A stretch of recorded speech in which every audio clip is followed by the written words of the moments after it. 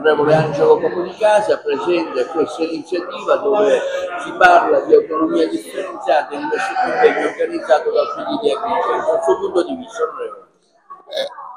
È l'avvio di una campagna di discussione e di informazione su una materia che ha tanti aspetti che è bene chiarire alla gente, soprattutto perché si renda conto che è una materia che, pur interessando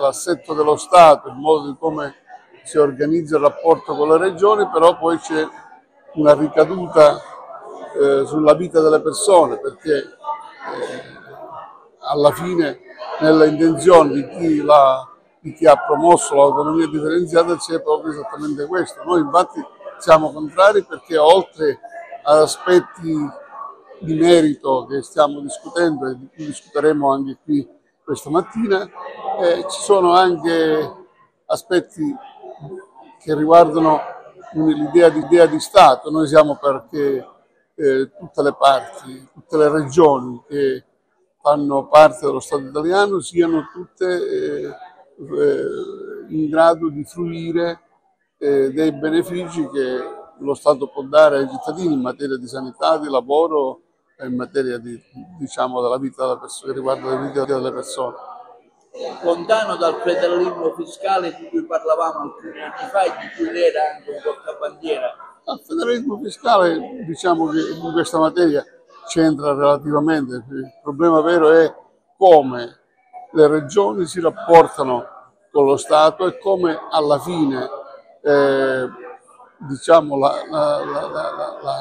sistema continua a tenere sullo stesso piano il cittadino che vive in Lombardia e il cittadino che vive in Sicilia, cioè evitare che lo Stato sia organizzato in modo da favorire coloro i quali vivono in zone di per sé avvantaggiate e possa invece alla fine penalizzare chi vive in regioni che per cattiva gestione dello Stato italiano sono state lasciate indietro nel corso degli anni. Franco Cangemi interviene oggi a questo interessante convegno sull'autonomia differenziata come CGIL. Ecco il vostro punto di vista.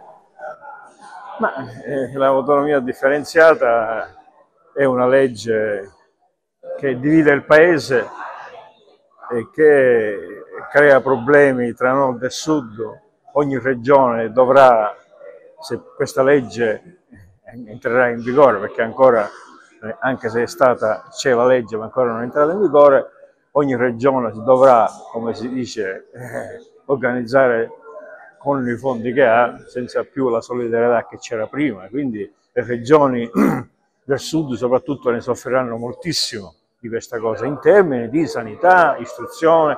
Non sarà possibilmente, ci saranno nella scuola per esempio programmi diversi per ogni regione, e quindi ci saranno anche fondi diversi per ogni regione, quindi faremo scuole completamente diverse. Per non parlare del lavoro, potranno di nuovo ritornare le famose gabbie salariali, che se ogni regione poi dovrà avere un contratto, e immagino che significa questo anche per i docenti, per esempio per il personale della scuola o della sanità.